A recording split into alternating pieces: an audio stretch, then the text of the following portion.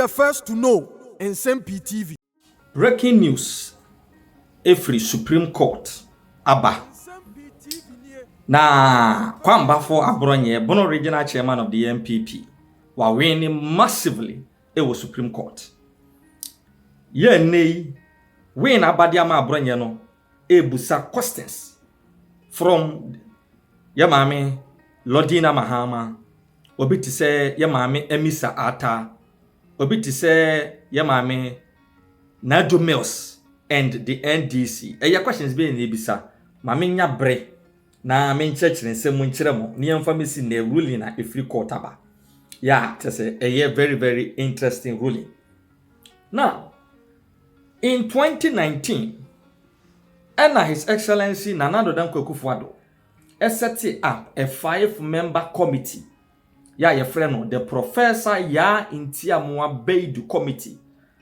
Say, omontrase na omo enye recommendations with respect to say, First Lady and a Second Lady. You bet to me a classify omo as Article 71 office holders. Eye nunti omo ye eligible for salaries and allowances anaa. Na nipa maako num ya omo ekabo mu eseti up committee eye chairman na ankasa Professor Ya Ntiamwa Beidu. Afei former majority and minority leaders of parliament. After Chief Executive Officer at the Fair Wages and Salaries Commission, Dr. Edward Kwapon. Current Director General at the Internal Audit Agency, Dr. Eric Odru Osai. Former Managing Director at the Danwell Life Insurance Company Limited, Mrs. Stella Segbeu. And former Minister of Parliamentary Affairs, Abraham Osei Edu.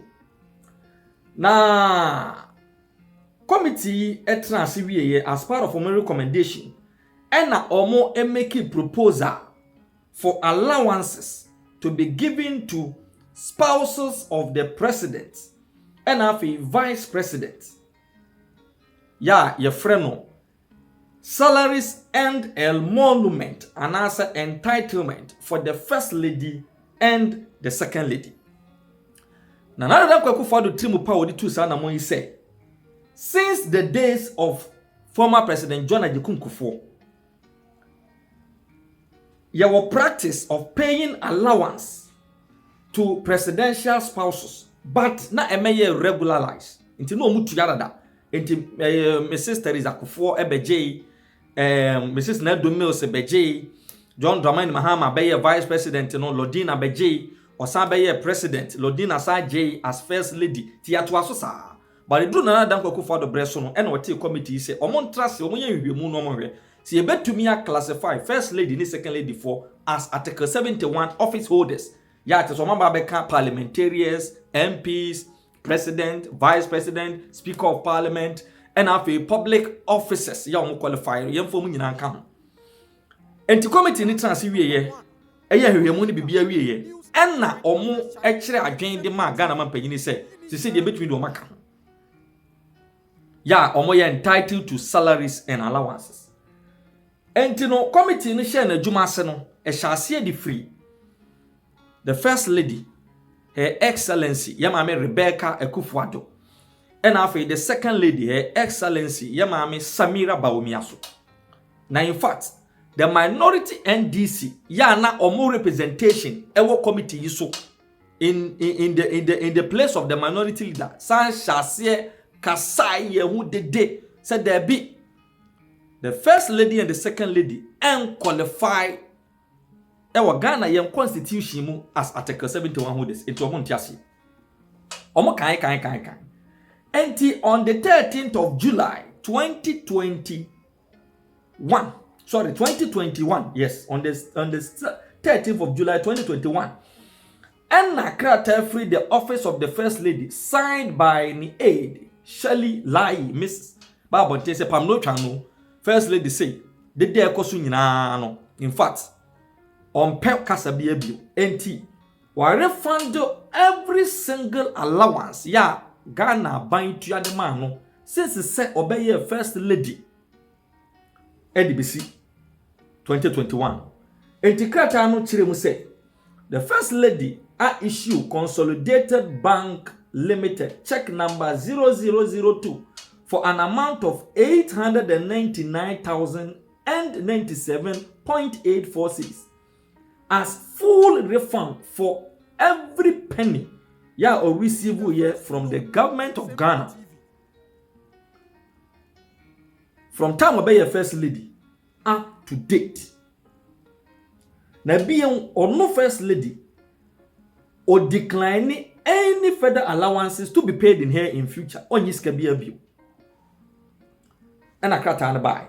Now on the 18th of August 2021, and the second lady, Yamami Samira Baumia, also through the 8, a Yakwami Chum, senior 8, Kratan so the better one say, also refunded a total amount of 887,482.03 as allowances also receive as second lady from time one Professor Ntiamwa Commission edit recommendation by Eddie Besine.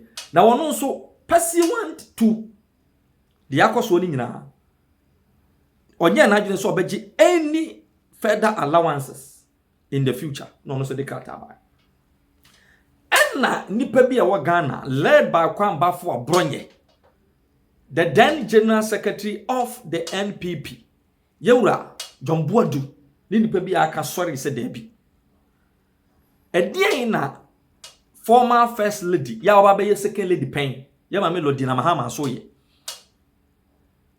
because enkrata e wo Ghana ban mu kire se Ghana ban abo ya ma me Lordina mahama ho ka through allowances as second lady and as first lady to the tune of 3.2 million Ghana cedis.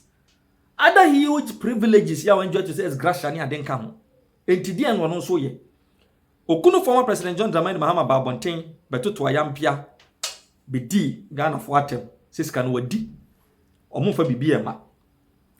Enti enumu ena on Thursday July 8, 2021 Kwambafo ya dodo na friend Abronye file application was Supreme Court. Catch Supreme Court to say or her constitution ni mu presidential spouses your first lady ni second lady omun qualify under Article 71 office holders enti they are not entitled to presidential spouse emolument. Enti sa mranwa Professor Beidu committee ekwotrans parliament agiatumu it should be declared null and void. It should be declared null and void and unenforceable. We are now watching say declaration per Article 71 clause 1 and clause 2. The position of the first and second ladies of Ghana and follow under any category of public office holders. Enunti adia Professor Beidu Ntiamwa committee no no omo exceed omo mandate by making recommendations for a monument for presidential spouses, and that committee na juma pa no omo ye na limited to salaries and other benefits and privileges of only public offices. And Abronye this case no kopim Supreme Court pai eda ho no mu a. And at the following year, which is on the 3rd of June 2022, two NDC MPs, Roxanne Nelson Dafiamapo, NDC MP for South Dai, and a Clement Apak, NDC MP for Busa South, and so they pay so. Say, almost pa Supreme Court at Chow, say presidential spouse monument inconsistent with the 1992 Constitution. Therefore, it must not see the light of day. And almost go to Article 71 clause 1 and clause 2 no Abronye equal to yen ya say Article 71 office holders ya public office holders no 1 the first lady, 2 the second lady omon qualify under those articles. Enunti Supreme Court enhwe da omon ento saa ensem no omon ankasa kotra asem na se beja kotra ase jitu omon tumu na yentua first lady and second lady yentua ne salary yentua no allowance bia. And the Supreme Court to a panel of 7, presided over by Chief Justice Nwankasa Gertrude Araba Esaba Saki Tukono, her ladyship. And after Justice Gabriel Pauman, Justice Lovelace Johnson, Justice Professor Henrietta Mensah Bonsu, Justice Barbara Aka Yensu, Justice Ernest Gau, and Justice Samuel Asidu. And these 7 noble justices of the Supreme Court of the land. And then every year, Omokotra Semisu Ewu Supreme Court. Omo declare say, from the interpretation of our constitution, First Lady and a Second Lady, Omonya entitled to benefit of Article 71 holders because, according to Ghana's constitution, on to mean classify First and Second Ladies, so Omonya Article 71 office holders. Until the Article 71 office holders remains only the President and the Vice President, the Speaker of Parliament, Ministers of State, Members of Parliament, and public officers, this is CEOs, and Omamaka. But the First Lady and the Second Lady here, our constitution, and to mean classify as Article 71 office holders. The sanity, Omonya entitled to any benefit. And with this ruling, questions are able to say, the First Lady, Yemame Rebecca Kufado dear, wa refund this canning in Adiaba. Ya wanyi bill. The Second Lady, Yemame Samira Baumia, Her Excellency, wa refund this canning in Adiaba. Ya wanyi bill. And to say, Yemame Lordina Mahama, as servo as Second Lady under the former President J.E.A. Mills's administration. These allowances were paid to her, but nenye regularized, said the Ebeye. Obeservo as the First Lady during the administration of Ukunu, His Excellency John Dramani Mahama. Sa allowances si waje. And no, and now be to say Abronye, any John Bodu Kikabuma no say approximately 3.2 million cedis. Edian and a year. Now our Supreme Court ruling said First and Second Lady are entitled to benefit of Article 71 of his orders. Edian and a year. This is the bigger question. Ye from the death of Nsem-Pii. Ye bisa Yamami Mrs.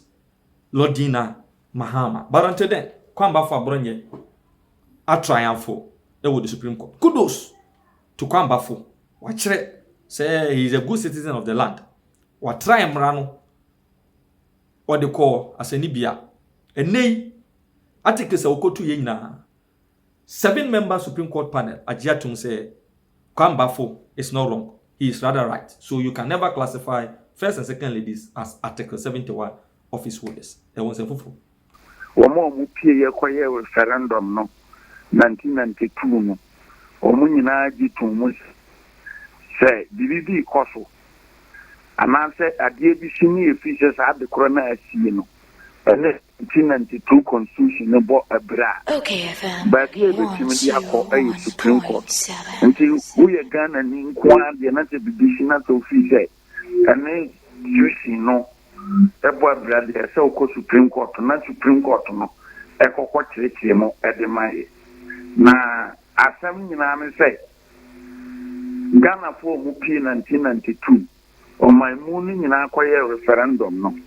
Ye be say constitution no mu ba bi say enfie man bia no mpanyimfo bi no wo ha SSC ehwe na yeja omo kwan ene Esdrasia no article 71 enye say obi na di kwose na mo na fo aba ye koto na referendum na ye koye 1992 ene ye di shame nto ma mu ina na di Esdrasia na ye de etumu ene obi ene wi ana ho ade ye de kosi musanse to so aba ene ebe ye ebe kan constitution no na article 71 na ye kan wansem won kwabata minu nkwabata ba ko edi kan say say committee na ebe ye aduma no ebe say chief justice speaker many deputies NCC flag Lands Commission, Executive Secretary, National Council for any painful Biomokan Auditor General. No. committee ni ye na dwuma wia no ye part 1 o ye na dwuma bibia wia na recommendation no enyenche na mo o recommendation ampenfo amabobo omudin no ye mo mu bidi emfie nan na aso no nti omo ye sa eni wia eno no omampanyin na omo de kwahye nta eno nkomra se begam na sampanfo na ya bobo omudin so no eho omampanyin bia no ani ede eka ho bi na ba part 2 no so aye say ministers of state vice president and a council of state so no woman so nsise bi wo ha ese say gracia no ye mo bi eho no mampanyin mambi yenti mampanyin mambi ni so mo ye constitution hu say mampanyin aye kwa akoma na de eye da onu ankasa na koma na ho approval nti mo ye constitution ni ye san ye ho ne de eni kwanse mampanyin na ma na ho approval na mom abedwaku ana so ye wotumi say sa approval no ye di tumu no eye mrase bedwa nti o makwa committee na akwa ye na duma nyina bi na committee na o ye na duma na so no committee no esese wo ye waduma eniama ya bobo so wo article 71 cross 1 and cross 2 no ehon kwa na ese wo ye waduma eduru na mom wo ye trase pe nke so de bibi foforo aba be wura 1992 constitution na committee no ne recommendation not the buy cross 2 no recommendation not the comra se begamu na ni kwanse committee no ana Ghana mra se bega aduma omo ye say ye ma approval say be a first and second ladies for ye ma omo salary ana allowance no mra se bega 18 years mra se bega meme de menka committee na sem je say some committee no report no e just recommendation so de enyenche na me ba cho me ba o sa you know committee recommendations you know this parliament one and a year na say previous parliament in a seven parliament okay ba me too nti o sha recommendation na enam so ekwa na 7 parliament edi ye na duma amenka recommendation no wasema na mo ma duma 7 parliament ni ye no ena me question okay so article 95 wa public service commission na omo sase nyina no the first and second lady office in enka ho ana sanke article 71 cross 2 no so a womo asesa womo benefit allowances and salary na the president, vice president, ministers of state, deputy ministers and the council of state and to Saudi more parliament trust yes I jumana yes our recommendation efanima approve adia it just 1992 constitution article 71 cross 2 no wama ya amendment parliament atna ho fi ho aye o amendment aye nsakrae but men so me rabia na parliament intimate na ho no enye san sakrae na o hwe ebrofo ewo article 71 cross 2 na parliament ni to me so be yen sakrae wo Rajo ayi sama boy sakrae be na ayi parliament aye inconsistent with Nsakaya parliament ya me say yes wo mo ese so mo benefit the vice president and a council of state ministers of state and a deputy minister and to say ukwa ye approval our take 71 holders no na so the first and second ladies can why in society why changes no and our amend the constitution no 71 no so no parliament intimate na fi ho any amendment entrenched provision no entrenched provision to this e freedom ni nyina ye piese ye koto aba ye to so aba say ye first ladies and the second ladies no say ye betu omuka na Ghana fo ato aba no na o ma ye dey agye tum So committee in report one page 69. Woman can woman say, woman call round no, any padoduana case, woman ya again. Try you bet your first and second ladies forecast. Our committee report no. So far report no na say we interrogative report no here. Omo dey akoye omo independent worker but ni amanfo kan ye no omo captain wo report mu say Ghana for do na ni padu do ni patu kidie by over 95% dey e oppose. Chama Abronye Say na o man ye no constitution mu no and am say fine. Say o man even say Ghana for kura ka say yentia ye first and second ladies for car. Ekwana omu fast yes adwuma no enye sa na wo constitution no mu ye betima introduce bill the parliament pa na say sa you know yentimi en call referendum say dia ye betima lay bill on behalf of the president no na ematua na yakase based on that bill no to say the ye pay bibi and yama your first and second ladies but without that there and Mr. Parliament bet na fikasi ho entrance provision o mo abeye bibia fa ho de me na o mo nya adwen nti adwuma parliament ye no ma me fa so say press conference ya minority for ye no na no koda na wo mo kan wo mo say o mampanyin na na do danko akofo ado atwasika e de ama na yire atwa bia ma samira ba omia no enye no kura wo hwa minority MPC o mo kɔ enora wo masama wo mo ka kire Ghana for central for ne o man Ghana nyina no wo mo kɔ no no way in their release and o mo ka say ye siso aka biam say na na do dan kwa akofo atwa sika ama ne yire atwa bia ma samera ba ayi meba na wo de